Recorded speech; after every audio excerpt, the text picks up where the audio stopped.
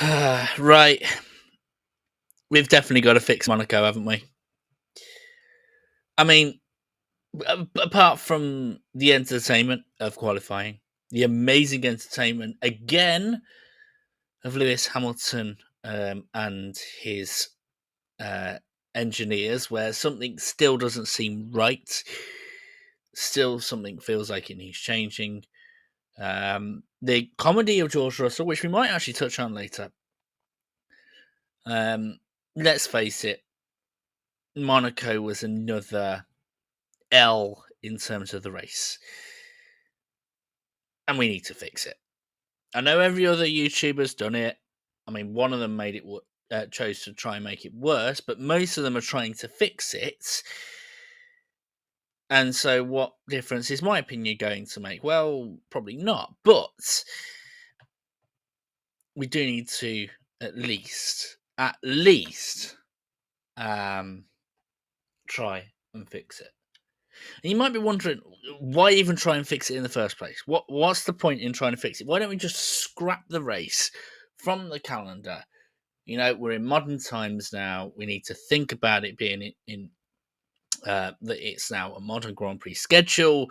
We need to look at wider tracks. Monaco just doesn't cut it anymore. It was great for the prestige. It was great for traditionalists and the purists, but it isn't it anymore. It's either you either have a wider track, which is not going to happen at Monaco, or smaller cars, which isn't going to happen for whatever reason. So why not scrap it?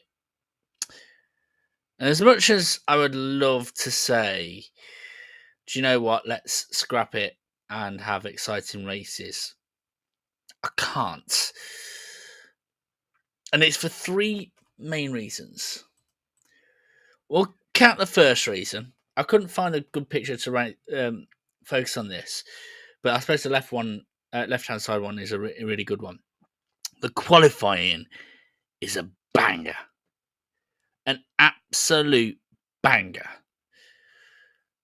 It's almost like a roller coaster ride on how tight it is, and cars right on the limits, tires millimeters away from the barrier. Sometimes it's like actually stroking the barrier. It is that intense, and seeing it from a perspective of from the onboard cameras, it's incredible to see. Then add on to that tradition thing.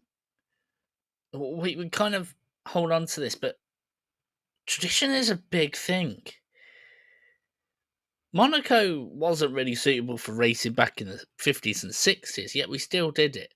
Because it's a little bit of excitement, a little bit of fun.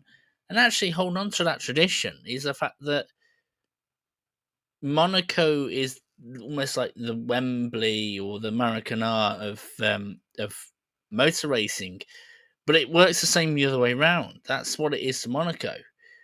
Motorsport is what Monaco is built for, whether that be the rallying in Monte Carlo or whether that be the racing on Monaco itself. And given the fact they probably won't build a purpose-built circuit for Formula One, we need to keep it housed at Monaco. And then you have the biggest reason, the Triple Crown. Now, the Triple Crown is given to anyone who wins at Le Mans in the Le Mans 24 Hours, at the Indy 500, and at the Monaco Grand Prix. Currently, only one driver, I believe, has ever done this in Graham Hill. There have been other drivers that have tried. There were other drivers that are very close, Alonso being one of them. Alonso, if he wins the Indy 500, I believe he gets the Triple Crown because he's won the Monaco Grand Prix and he's won Le Mans. It is prestigious. Triple Crown is one of those where it's recognised across all of motorsport that you are one of the absolute greatest if you can win a Triple Crown race. So we've got to keep it. And if we've got to keep it, we've got to fix it. So how? Well, the first one I've got is I've got two. The first one is shorter and perhaps a little bit less likely to work. But then we've got a bit of a chunkier one, which I think is more likely to work, but whether it being implemented is another matter altogether. If you are the Monaco Grand Prix organisers, you might want to listen. And if you're Formula One organisers, you might want to listen because maybe this might start some brainstorming. So I'm going to start with this idea. You see, Monaco, the way in which it works is the qualifying is good, the racing is bad because you don't get much overtake. You don't get any overtaking really. I know Stroll overtook, but that's altogether. So my first solution is a sprint weekend. Now hold on, before anyone says anything, I'm not. A lot of you guys are going to start going, hold on, no. A sprint race is ridiculous. Why would you want another race? Hold on. I didn't say sprint race. I said sprint weekend. This is going to be a sprint weekend with a twist and might be worth having a look at. Because you see, whilst I'm saying it's a sprint weekend, it would still be almost like the standard amount of points for a sprint race weekend. But it won't be a Friday, Saturday, Sunday. It'll be a Saturday, Sunday only. So, here is my bold idea for a specialised Monaco sprint for Formula One. Let's start off with the Saturday. So, the Saturday, we are going to have sprint qualifying with a twist. So how it's going to work is the 3 sessions as normal, the standard qualifying elimination rules. But the most important thing here is all teams must use mediums for 2 sessions and 1 session for soft, but they can use it in any order. I'm sort of going off the Monaco Casino vibes here of like you can only play your cards off the bat.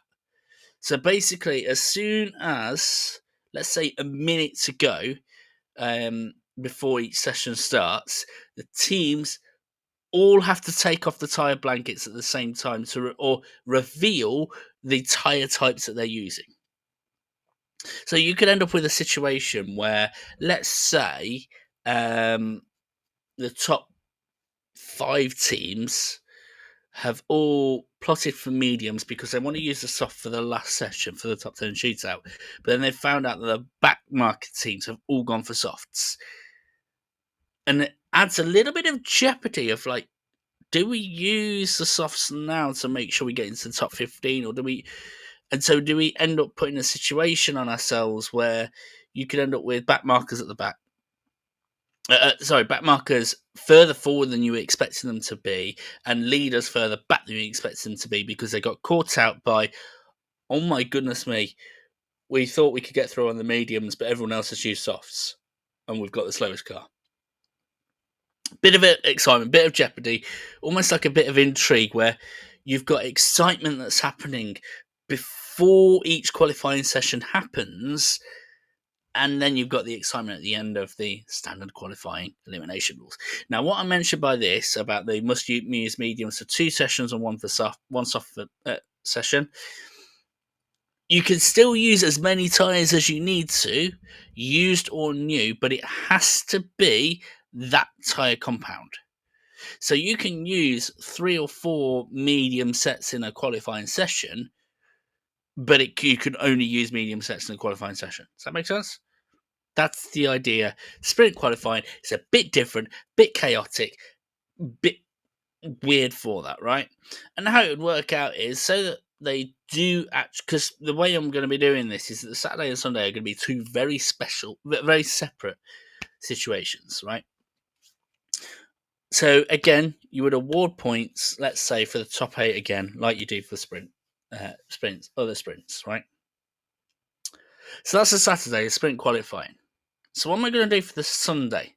I'm going to do a race with those jumbled up order. Is that what's going to happen here? We're going to have the overtaking? No. Sunday is going to be qualifying. but in a very, very unique way. And I feel like this is one of those ones where, for Monaco, this particular format of qualifying, an old school format of qualifying, would work really well. So how it would work out is you'd have this, use this as a grid, basically, right? I'm going to use as a bit of inspiration a very unlikely sport. Winter sports. Where they're talking about slalom skiing, downhill skiing, a lot, right? I think it mostly applies to slalom. I don't think you see it as much for the like downhill ones. But here's how it would work: 20th to 1st, of the sprint qualifying, you'd have it where so the person qualify that finishing 20th for the previous one, they will be the first ones to start the qualifying for the Sunday, right? But limited tire warming up, you still do like a sort of an out lap, right? But it's a standing start qualifying. So you start from the start finish, do a whole lap, right? Get everyone to do that. 20 drivers, about probably like so it's like it'll be like a minute for the sorry, a minute and a half for the like sort of getting to the lap, then another minute and a half, minute and 10 seconds completing the lap, and then finally another 2 minutes to finish off, and basically try and get back as soon as possible. That should, with the 20 drivers, get us within the allotted 2 hour time. And how cool would it be, right? To basically, each driver that you're coming across is, right, can the 19th driver of yesterday beat the 20th driver of today? Bring that excitement. The Saturday qualifying is exciting, so why not make the qualifying the main event? Like I say, it's a smaller idea. It's the more debatable idea of, is it actually going to work? And probably the more I'm thinking about it, it probably is a rubbish idea. But let me know what you think in the comments down below. Now, option 2 is a little bit more dramatic, right? A lot of people are talking about, can we change the track?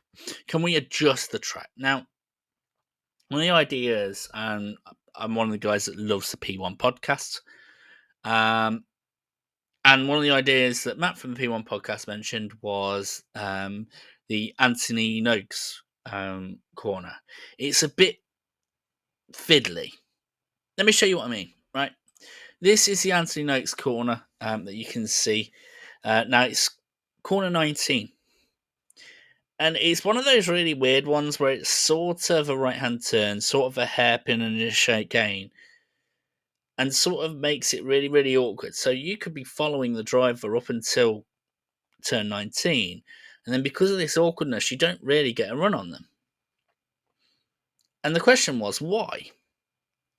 Now, I had a little bit of a look on Google Maps and took a snippet of it. This is the corner in question. So the Key Antoine Premier that you can see on the bottom left, that's turn 18. So this sort of like sweeping section next to one of the bus stops, this is the Anthony Noakes corner. And as you can see, there's not really a kink there. It looks like they go actually a bit too far and then have to come back on themselves. So why can't they make it a sweeper? It's possible. And even if it's a sweeper that's semi-single file, at least you're getting a run on a driver, and at least you're pushing them across, and you've got more of an opportunity for a DRS detection. You could probably push DRS further back, and then all of a sudden you've got a bit more of a racing opportunity. Now, it could be a little bit sketchy. I don't know how they do the barriers to make sure that could be the case, but it's an option. It's an option. certainly one that's worth looking at to see if it can be adjusted. Now, I do have a second suggestion for this, the track adjustments. And interestingly enough, I'm going to use George Russell as my inspiration here. For those of you that haven't seen the race, George Russell was basically so fed up with the single file that he drove straight ahead, just overtook the Williams by completely cutting the corner. And it got me to thinking, let's go back to that track layout. This particular section that you can see is basically majority of sector 2. So it's in between corners 9 and 12. 10 and 11 was where that incident happened, right? Now, interestingly enough, did you know that the chicane wasn't always there? The phrase of this chicane is the Nouvelle chicane. Now, I think it was back in the 70s or 80s. The chicane was further along. It was actually quite close to corner 12, where the chicane was. It was called the Port chicane, I think it was called. Now, this might be crazy, but why can't you make that entire thing a straight? I mean it. Make the entire thing a straight. Now, it could mean that the speeds are a little bit more perilous, let's say, getting to corner 12, and maybe you need to do something for that. But why not? And you've got the added benefit of, at the moment, you've literally only got one DRS area where the green line is, right? If you make that straight, you can make the area coming out of the tunnel, probably as soon as they finish the tunnel, you can make that a DRS zone. And then all of a sudden, as you can see from this, the track is 2 cars wide. I'm not just talking about this one that's like sort of like 12 cars wide, but even either side, it's still 2 cars wide. You've got a DRS zone there. You've got an opportunity to brake and outbrake someone before turn 12.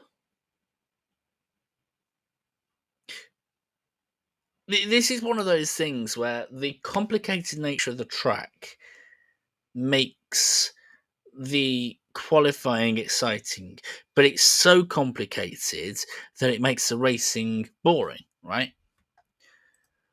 So why don't we do something where for the qualifying they have to go around the chicane, but then they flatten the chicane for the race? It's just a thought. And by the way, a little bit of an added benefit to this.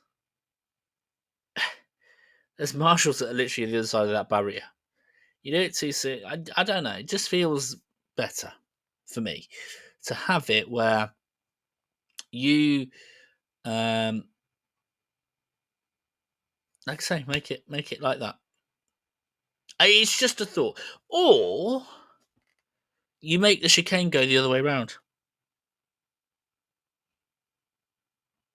Or make it a little bit smooth. I don't know. I just feel like that's an area that could be worth exploring for track adjustments. Feels a bit weird that the Nouvelle chicane, the new chicane, is the one that we're looking at to change again. But it's worth a shot. But why is it worth a shot? Why? We've already said we can't scrap it. So why don't we leave it as it is? Why do we have to try and fix it? Well, it's important that we try and fix this. Monaco Grand Prix was extended to 2031, right? And you could be looking at these pictures and thinking, we've got to fix this because we've got 6 more years of having to deal with this trope. But let's look at it from the other way around. We know what Liberty Media is like when it comes to the Drive to Survive from Netflix, from everything that they are basically doing in the background, the social media increases, the opening ceremony that we had this year. They want it to be more popular. They want it to be more interesting. They're all about the clicks. They're all about the popularity, right? They've got 6 years to save this because they could be in a situation where they go to Monaco. It's not worth it anymore. The prestige and everything like that, it's not worth it. And I'll give you a real life example of this. I had a very important commitment I had to make on the Sunday, so I missed the Monaco Grand Prix. And whilst I didn't see the results, I certainly did see things like YouTubers ranting over the boredom of the Monaco Grand Prix again and things like that. And I wasn't interested in watching it. In fact, the only reason why I watched the highlights was so that I had something to give you guys today. In a sense, it was only me being a content creator that meant that I even watched the highlights of this. Imagine somebody that has no real reason to have to do this, that has no commitments to an audience or anything like that, just your average viewer, which is the majority of viewers, that they're there for the entertainment. Can you imagine what Liberty Media would do if they realised that they were losing viewers for their most prestigious race? The circuit that pays them the least money because it is the prestigious race. They'd cut it off. Go, sorry, we're going to go to Kyalami. They pay us more. We're going to go to Hockenheim. They pay us more. More entertaining as well. By the way, I'm not saying that they shouldn't bring in Kyalami and Hockenheim. I love those tracks to bits, but can you see where I'm going here?